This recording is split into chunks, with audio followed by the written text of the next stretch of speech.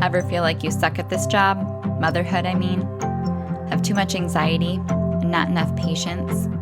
Too much yelling, not enough play? There's no manual, no village, no guarantees. The stakes are high. We want so badly to get it right. But this is survival mode. We're just trying to make it to bedtime. So if you're full of mom guilt, your temper scares you, you feel like you're screwing everything up, and you're afraid to admit any of those things out loud, this podcast is for you. This is Failing Motherhood. I'm Danielle Bettman, and each week we'll chat with a mom ready to be real, sharing her insecurities, her fears, her failures, and her wins. We do not have it all figured out. That's not the goal. The goal is to remind you, you are the mom your kids need. They need what you have, you are good enough, and you're not alone. I hope you pop in earbuds, somehow sneak away, and get ready to hear some hope from the trenches. You belong here, friend. We're so glad you're here.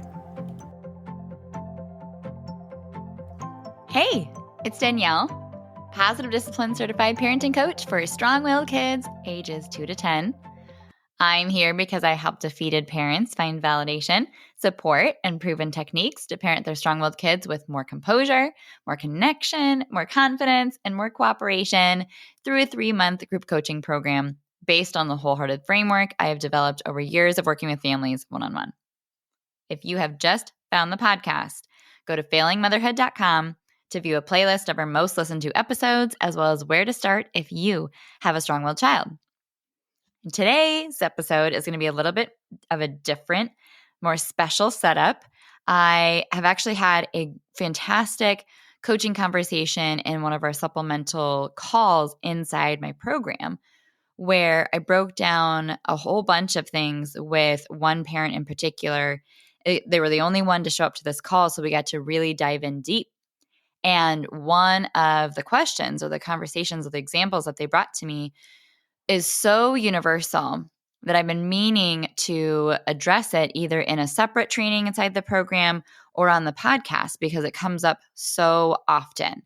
And I've talked about it on Instagram before, and I was like, I don't think I have a podcast episode just for this. So I went ahead and I asked this parent, would it be okay? Do I have your permission to share an excerpt of our conversation so that we can be able to have this tangible example that we talked through to apply it to? Because so often in parenting information, you're getting a high-level theory or you're getting a set of ideals or scripts or things that, yeah, they make sense. You want to be able to apply them.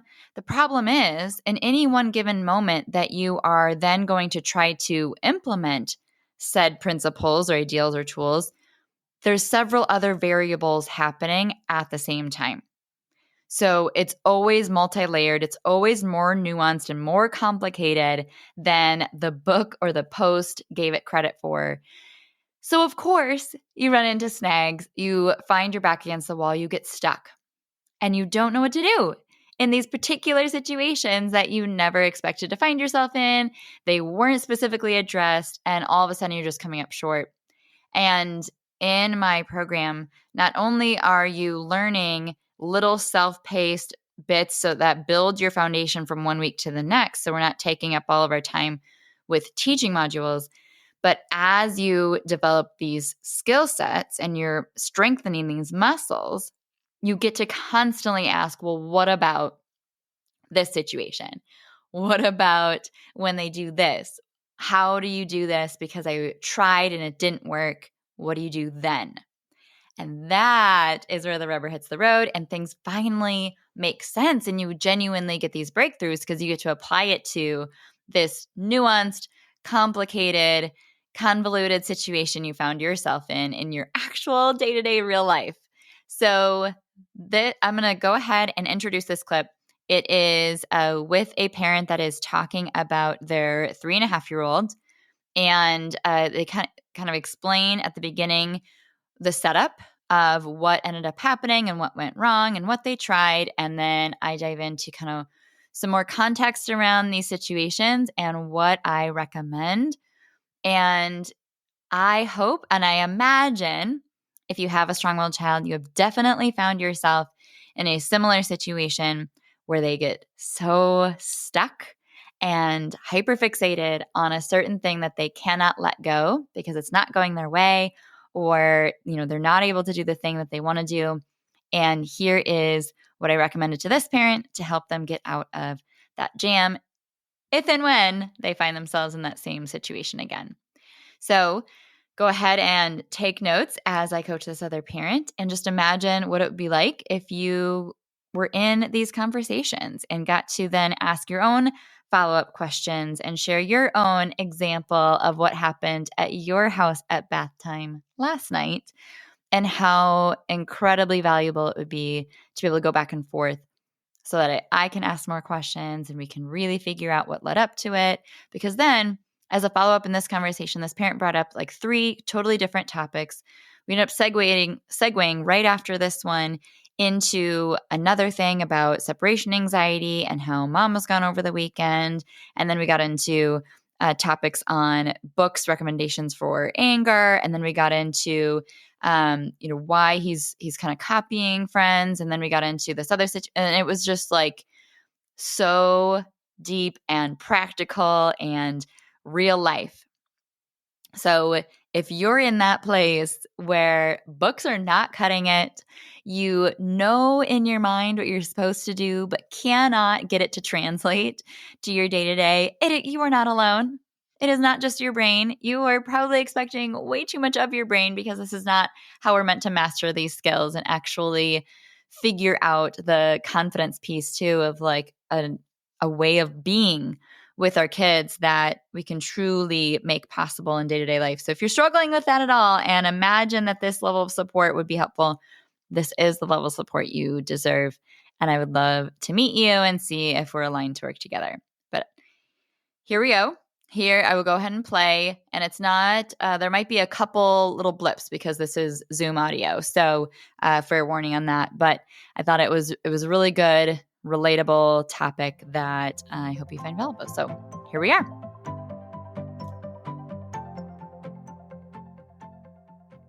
Like last night, we had a fun day because I've been building, putting the holes in the ground for the swing set. And it's big enough where it was like 3.5 feet down. Like, why don't you hop in the hole? So he hopped in the hole, and he was playing in the hole and having a fun time. We like did that for like an hour and a half. He was just Oh having a boy. great time playing in dirt. Yeah, so it was great. Well, coming down the end of the day, it's like, all right, you need to take a bath. And like you need to get both kids have to get washed and bath. So got them in the house, and then they didn't want to hop in the bath. Finally got them in the bath, and I was outside still, so I didn't really was involved at the very beginning. But then eventually he came down to like, I want dirty, I want to be face dirty, and he kept on saying that. And he gets in this cycle of saying it's fixated on one thing, and we can't break him out of that. We kind of did, but I couldn't. Okay. And has a lot of fixation on stuff, and we're just like, trying everything to, because what he wanted is his face to be dirty, because Aaron, I think, told him he has to get his face cleaned, washed, and he doesn't like that because they have eczema. I don't know if that's part of it, just sometimes the sensory stuff on that. Yeah. But yeah, so he got fixated on that, and that's all he would say for the next like half an hour, sometimes screaming it. And so he got fixated on that, and she couldn't get him out of that. Like, and he's just in the tub, and he's screaming about getting dirty. I want my face dirty. I want my face dirty. And eventually, I was like, I forgot what I said. I kind of like, oh, so tough, buddy. You had so much fun playing in the dirt. I know it's so hard to stop. And I try to use like, the problem is that it's bath time, and we can't, and we're getting ready for bed, and we can't be dirty. It's like, I want to be dirty. I want to be dirty in bed and stuff. And kind of broke him out of that, but still he was fixated on that. Okay. So Yeah. I'm hearing 3 kind of different discussion topics. First one is the fixation. I want my face to be dirty. Yeah. How do we, continue to kind of work through that hyperfixation? Does that sound That sounds about right. Yeah. Okay. Okay. So which one do you want to start with?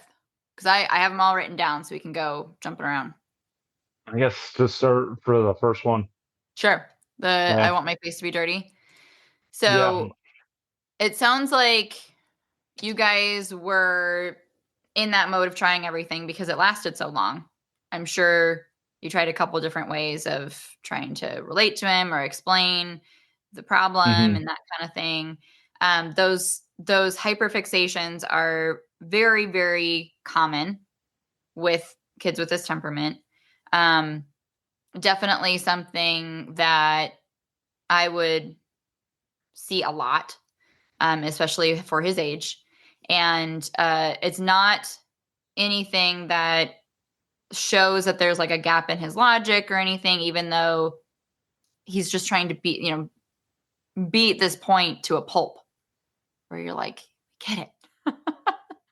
We heard Yeah. you the first time. For some reason they have like this, they're just like in mud and they're just spinning their wheels and they just like can't kick themselves out of the mud. They are just like in the Right. zone and it feels like nothing you do lifts them up out of it so that we can move on and snap out of it. That's a good And way to describe it. yeah, yeah. So it's important to recognize that that's happening once you realize, okay, this is like the 20th time he said this. He's clearly spinning his wheels. He's in mud. Like just even thinking that or saying that out loud to your partner so that you can both be like, are you seeing what I'm seeing? Yep, he's definitely spinning his wheels again. That's really helpful for your own sanity in that moment to not Hmm. continue to drive yourself down where you basically wear yourself down where you're in the mud too. Hmm. You can very quickly almost like become usurped into the strength of his reaction is so strong that it just kind of sucks you in, where you have to almost like physically pull yourself away a little bit to be like, okay, I see that you are stuck in the mud. Okay, I got you. I'm not going to join you there. So sometimes that does take, I hear you, but let me go grab something from the kitchen and walking away so that you can just like have a little bit of silence to be like, what? Okay. What is going to help him? What am I supposed to do right now? Because without sometimes just that even 30-second gap, you're start throwing spaghetti at a wall and then all of a sudden, you're 5 minutes in coming up empty and you start to really get frustrated or resentful and then you're never going to find the thing at that point Hmm. because your brain's already starting to slide. So you're going to walk, you'll be like, oh, I hear you. I hear you. I got to go grab something from the kitchen. I'll be right back. And you leave and then you come back. Okay, tell me more about this dirty face. And you basically, it feels counterintuitive because when you are trying to pull somebody out of the mud, like you want to stay as far away from the mud as possible and you want to just like yank them out. But in this case, you want to almost like sit on the edge of the puddle and be like, splash me with all the mud you can. Go. Hmm. I want to like overemphasize and hear you out. And how much mud? Would you cover your face in mud? Would I be able to see your eyes? Would you be able to talk? How dirty would you make your face? And you're Hmm. almost trying to like create this fantasy of overdoing it or like living it out so that we can finally come to the other side with some closure and move on. Because in his mind, he's just like, I want this reality I can't have. I don't know how to tell you anymore how much it means to me, how important it is, how great, amazing this idea is in my head. And I'm just going to keep saying it. And so you want to be able to basically say, tell me more, and then ask a bunch of questions. Oh my gosh. Wow. Is this the dirtiest your face has ever been? Has it been dirty? Has it been dirty like this before? Would you wear it? Would you keep your face dirty for school? Would you want your face so dirty I can't even see it? Could I kiss and hug you? You're so dirty. And this whole time you're still sitting next to him in the bath, not making him wash his face, but you're asking more questions. You're basically saying, like, how could your face get even dirtier? What could we put on your face to make it even dirtier? We could put peanut butter on. We could cover it in, chocolate chips. And you're spending the same amount of time having this conversation as you were when he's screaming it at you, or you're trying to relay this logic and reasoning, right? Kind So of you're joining along with them in the conversation is what you're trying to do. Yes. So in the Okay. same amount of time it took to try to explain the problem and try to explain, the next step in the bath routine and just get all this resistance, you're leaning into it and saying, how else could we make your face even dirtier? What's the dirtiest you could possibly think of your face being? And it doesn't make any logical sense, right? And it feels counterintuitive because you're not making any progress towards washing your face. But 5 minutes of leaning in and being like, oh my gosh, you would be the dirtiest kid in the whole world. I couldn't even be in the same room with you. It'd be so stinky. Just something where you're like, now we've hit a point of just silliness, right? The ideas we're talking about are so bizarre. They would never happen in real life. So then it's easier. It's almost like that's the ledge of getting out of the mud, is like, okay, now we're talking about it and it could never happen in real life. So now I have more acceptance of reality, knowing the things we're talking about are not even feasible. As opposed to when I was clinging on to the reality of what I thought I could have or be really feasible, and I'm just like this close to having it. You've now edged into this fantasy land where we're talking about, the most ridiculous, over the top, silly ways to be dirty. And now that's kind of our springboard into, oh, wouldn't that be crazy? And now it is time to wash your face. And it feels like that jump is very hard to do when, you think I'm almost promising him this reality of like, a whole mud makeover for the next 3 hours, but you're not. You're giving him the gift of feeling heard and understood. You're giving him the gift of like playing out this fantasy with somebody who's like present in the moment with him for this little bit of time. And that is just as good in his mind at the end of the day as getting to keep his dirty face. Gotcha. So when you lean in and you get to this point of kind of silliness fantasy, then it's a lot easier to make that transition into, oh my gosh, we'll have to, when's the next time we can play in the dirt? I have to do some more digging for the garden this weekend. Yeah. Let's play, dirty face again on Saturday. Right now, it is time to wash our face. Would you rather use this washcloth or this washcloth? Yeah. Do you need my help, or are you going to do it by yourself? A quick couple of those quick choices. Yeah.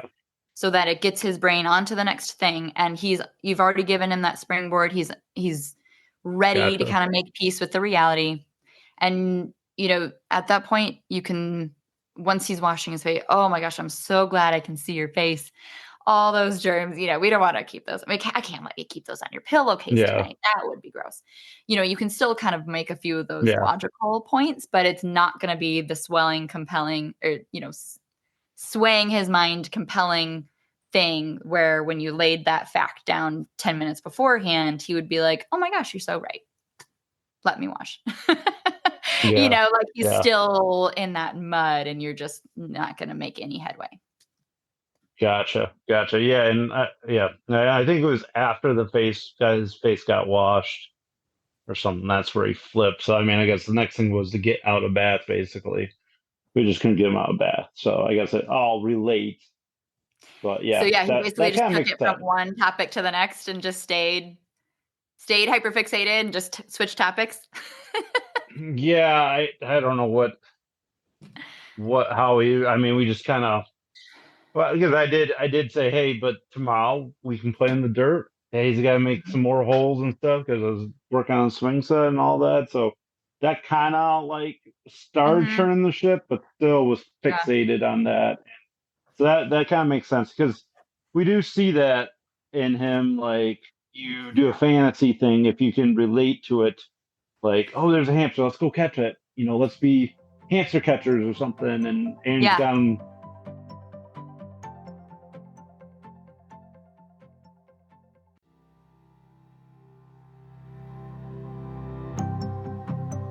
Thank you so much for tuning into this episode of Failing Motherhood. Your kids are so lucky to have you. If you loved this episode, take a screenshot right now and share it in your Instagram stories and tag me. If you're loving the podcast, be sure that you've subscribed and leave a review so we can help more moms know that they are not alone if they feel like they're failing motherhood on a daily basis. And if you're ready to transform your relationship with your strong-willed child and invest in the support you need to make it happen, schedule your free consultation using the link in the show notes. I can't wait to meet you. Thanks for coming on this journey with me. I believe in you, and I'm cheering you on.